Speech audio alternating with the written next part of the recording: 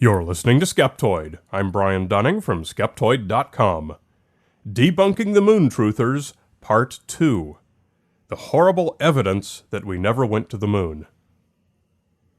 This is the second installment in an unprecedented three-part Skeptoid episode about the moon landing conspiracy. Last week we talked about the history and character of the conspiracy theory, and next week we're going to look at the physical evidence that proves man went to the moon. But this week, we're going to talk about that part of the conspiracy you've probably heard the most about, and that's the various claims of glitches and errors that supposedly suggest the Apollo program was a hoax that never happened. Let's launch right into these, starting with the first major problem that the moon truthers say the astronauts could have never overcome. It's impossible for humans to leave low Earth orbit due to the lethal radiation in the Earth's Van Allen radiation belts. The Van Allen radiation belts are rings around the Earth's magnetic pole, tall and thin rather than flat like Saturn's ring. They consist of charged particles magnetically trapped in place. And while it's true that the Van Allen belts are a high radiation zone and a dangerous place to loiter, astronauts can go through them in about an hour. Even without any special radiation shielding, this trip exposes astronauts to about 1 rem, about the same as 100 chest X-rays. This is about 20 times what a U.S. nuclear plant worker is allowed to receive in a year, so it's above normal safety levels, but not catastrophically so. You would need to get 100 times that much to develop the first signs of radiation sickness. The astronauts were all well aware of this, and considered the trip well worth the risk. We should not have been able to hear the astronauts talking during the lunar module descent because of how loud the rocket motor would have been. Seemingly true. Rocket motors are insanely loud, and if you're sitting just a meter or two away from one, it would be pretty hard to hear yourself think. Yet the Apollo astronauts calmly narrated their descent over the radio to mission control, with no interfering roar. Obviously there's no air, and thus no sound, outside the craft, and on Earth almost all of a rocket's noise comes from shearing action between the exhaust jet and the surrounding atmosphere. With that taken out of the equation, rockets are much more peaceful. Significant vibration did transfer through the structure to the astronauts during descent, but comparatively little noise. In any case, their microphones were inside their insulating helmets, mounted close to their mouths, with audio patterns designed to pick up only extremely close sounds. There's no reason to expect their voices would have been drowned out by rocket noise. All photos of the lunar module on the surface must be fake because the blast crater created by its landing rocket is missing. No blast crater would be expected, although this seems admittedly counterintuitive. When the lunar module came in to land, it came in with horizontal velocity as the pilot searched for a place to land. Once he found one, he descended, throttled back, and a probe extending over a meter below the landing pads touched the ground and shut off the rocket motor. It was only a very brief moment that the rocket nozzle was actually directed at the landing site, and only at reduced power. Even so, the moon's surface is not very prone to disruption. Although we see astronaut footprints in a dusty surface, that surface dust is quite thin. Below that, the regolith is much firmer. Probably a small amount of surface dust was displaced below the lander, but not very much. The lunar module's landing rocket also would have blasted all the dust away from the area, so the astronauts wouldn't have left any footprints. There's no air on the moon and no shock waves. Nearly all of the wind and turbulent clouds you see at a rocket launch are the result of air being pushed by the rocket exhaust, and pushing other air, and so on.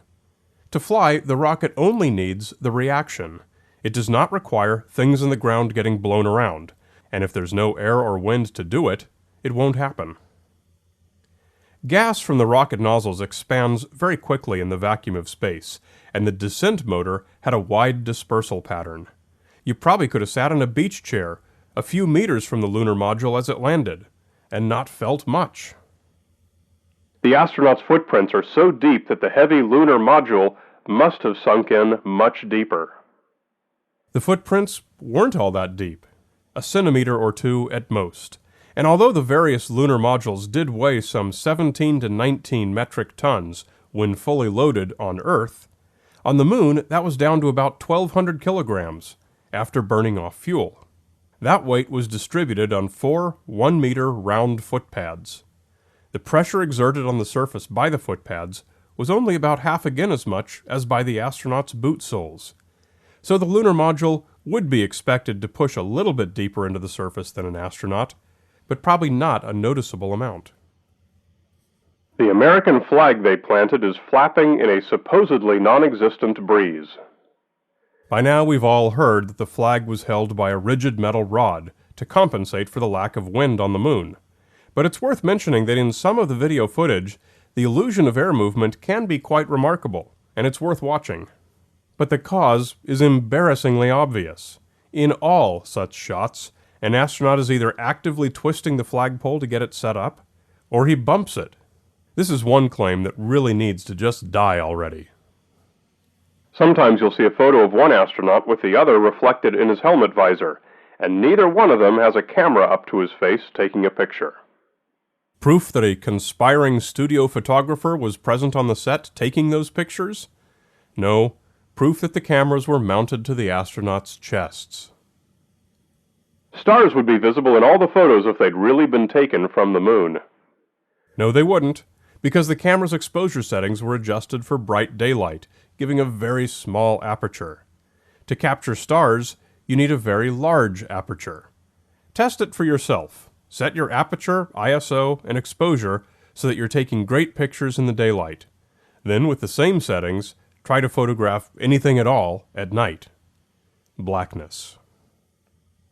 It's impossible to take any photos on the Moon with a film camera, since film would have melted in the 120 degrees Celsius, 250 degrees Fahrenheit surface temperature. Regular cameras and regular film, yes. But the Apollo astronauts used cameras and film specially made by Eastman Kodak. The cameras were heavily insulated against temperature, and the film had a much higher temperature range. Imagine, NASA actually thought of this before the conspiracy theorists did. The light source in the photos is not the distant sun, because there are non-parallel shadows. The photos did show non-parallel shadows, because of a little thing we call perspective.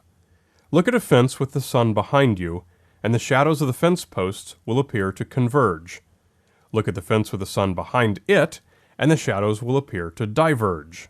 No mystery here. Some shadows are long while others are short, again proving the distant sun is not the light source. This claim is mainly based on a couple of photos of astronauts where their shadows extend to the top of the same mound, even though one is closer to it than the other.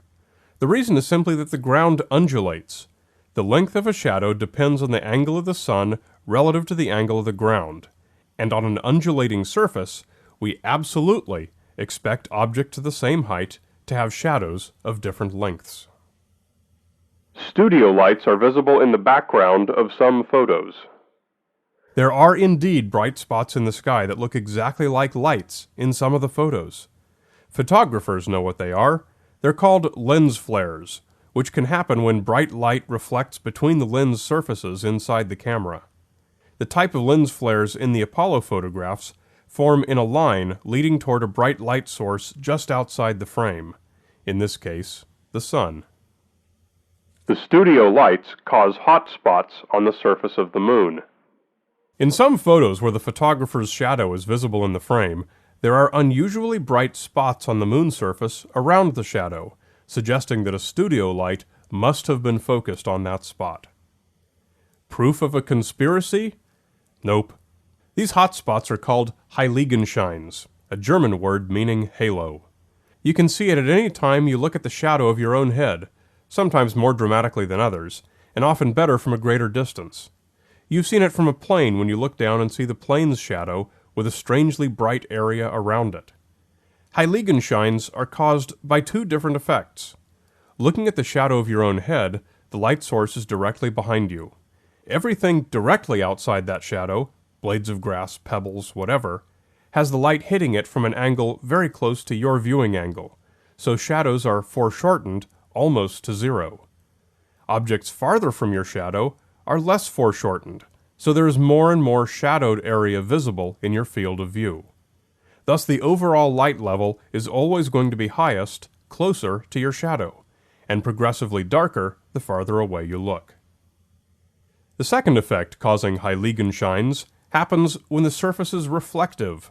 Moon regolith would be one example, dewy grass another. It's called backscatter. A greater proportion of light and other radiation is always bounced back in the same direction from which it came, which is why radar works. When you look at the shadow of your head, backscatter sends more light toward you from objects on the ground closest to the shadow. The farther away those objects are, the less of their backscatter is going toward your eyes.